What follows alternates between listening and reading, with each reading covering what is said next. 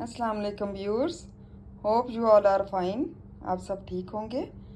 आज का टॉपिक है the weak verbs.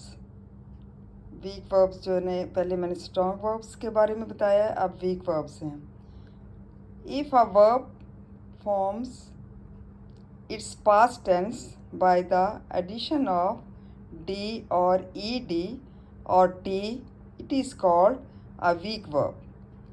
As divide, divided, addition of d. इसकी ये तारीफ़ है, मतलब डेफिनेशन है कि किस तरह से वीक वर्ब्स होते हैं। मतलब एडिशन हम करते हैं डी की और ed की और t की, तो ये वीक वर्ब्स कहलाते हैं। जैसे डिवाइड करना, divided, addition of D. List of some very common weak verbs, present tense and past tense.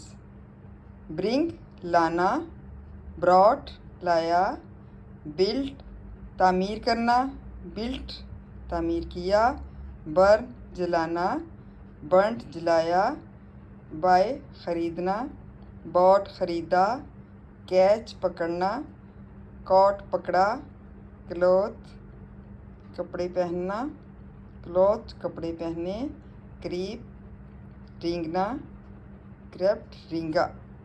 These all are weak verbs. Hope you understand well. Thank you and जज़ाकल्लाह खैर। दुआ में याद रखें।